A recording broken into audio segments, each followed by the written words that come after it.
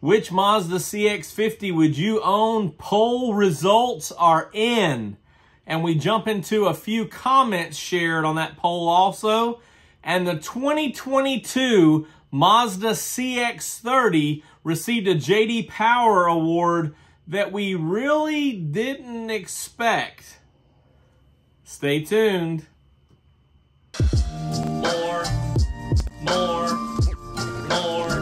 More car vids. More car vids. What's up, everybody? I'm Jonathan Sewell Sales at Mitchell Mazda on the Boulevard in Enterprise, Alabama. And before we jump into today's topics, you see what's behind me here? I've got a couple of beautiful pictures of the Mazda CX-50. Thank you, Bert Chu, for shipping these to me. And these were the two favorites of those production shots of Bert's. And you know from the community tab on my channel, this one over my right shoulder, the front view in Zircon Sand Metallic, happens to be really nice. And it's my favorite as well. So thanks again, Bert. And speaking of the CX-50, I asked you on the community tab last week with a poll, which CX-50 would you own? The CX-50 with Mazda SkyActiv engines or the CX-50 hybrid with proven Toyota components? The results are in. 69% of you said the Mazda with its SkyActiv engines. And I agree with that for right now. Not that the whole hybrid idea is not something that excites me.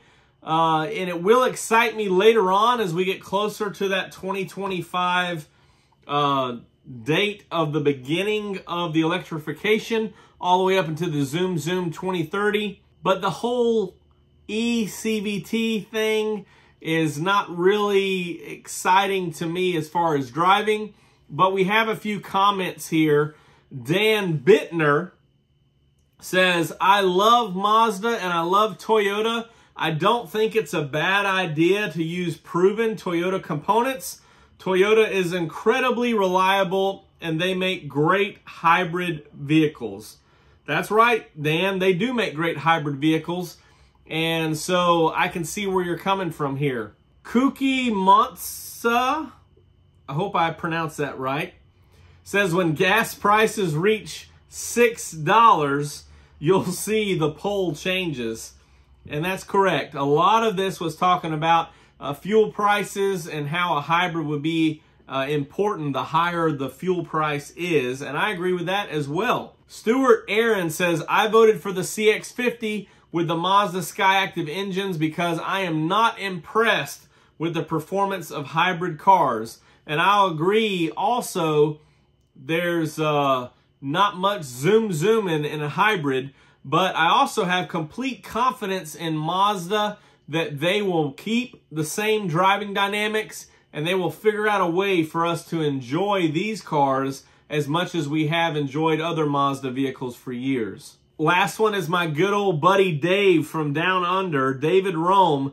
Mazda Turbo all the way, no mongrel Toyota bits for me. Thanks, Dave. I think you said it the only way you could. So just a few of those comments here. Again, that poll result was almost the complete opposite of Car and Driver's 65 to 35 for the hybrid. I kind of expected this. It was 758 votes. So I appreciate everybody's participation in this. And of course, those who commented. There's many more, so go check it out on the community tab. If you haven't yet voted, cast your vote and drop a comment on that poll as to why you voted the way you did. Now on to the 2022 Mazda CX-30. And you're probably saying, Jonathan, you haven't mentioned the 2022 Mazda CX-30 yet. Is it out? Unfortunately, it's not out yet. And I haven't mentioned it before because we've only been talking about this 2023 CX-50, the 2022 MX-5, and of course the refreshed 2022 CX-5. However, J.D. Power a subsidiary of theirs or a partnered company, purchase company, ALG, who you may not recognize, but that is the industry standard for all residual values for leases. So when you go to lease a vehicle, odds are the residual based, whether it's a 2-year, 3-year, 4-year, whatever type of term lease you're looking at, odds are ALG has created or devised those residual values. And this ALG Residual Value Award, the 2022 Mazda CX-30 for the subcompact utility vehicle. Now, they don't share exactly what that 3-year residual is, and I have not yet received a 3-year residual from Mazda Financial. But what this award is that after 3 years in all of subcompact utility vehicles, the Mazda CX-30 has the highest residual.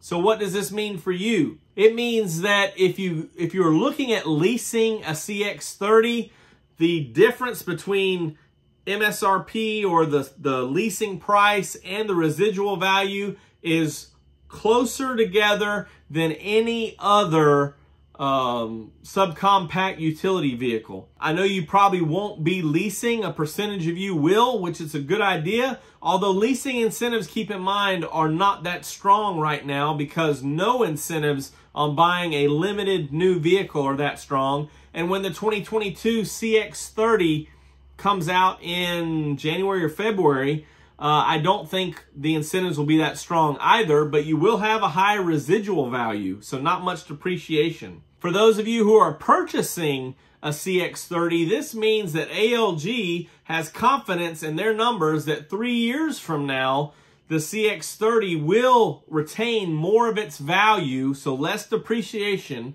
than any other subcompact utility. Now, if you're watching my channel, you're probably already sold on the idea of Mazda, or specifically the Mazda CX-30. However, spread the news to those who are not yet as Mazda passionate as you, and let them know that, hey, you should look at the CX-30 because you're going to have lower depreciation than other subcompact utility vehicles. Now, you may be asking, since we're talking about the CX-30, how did the CX-5 fare or any other Mazdas in these awards? Unfortunately, they didn't rank these like Consumer Reports usually does in some things. They just listed the winners. Great job, CX-30. And this is an interesting award or awards because we know that everything's kind of increased in value right now. But the fact that J.D. Power and ALG are acknowledging higher residual values is pretty good considering that prices are probably higher right now because of lack of incentives. So that's good for you in buying a vehicle today or in the next few months, as these were all 2022 values, meaning that, hey, 3 years from now, you probably will have a higher valued vehicle, which I know is what most of you are concerned with as you go to trade or replace or whatever the situation may be. Of course, leasing is a great option. And if you have any more specific questions about leasing, you can drop them down below and I'll be happy to go over that. And I may need to revisit leasing altogether in another video. Maybe that's something I'll do over the next month or in December. That's all I've got on this one. So the CX-50, the beautiful CX-50, according to the results of 758 of you on the channel, you'd rather have the current Mazda SkyActiv engines, which I agree with you there, but I'm also very interested in seeing this CX-50 hybrid as it matures and comes closer to market.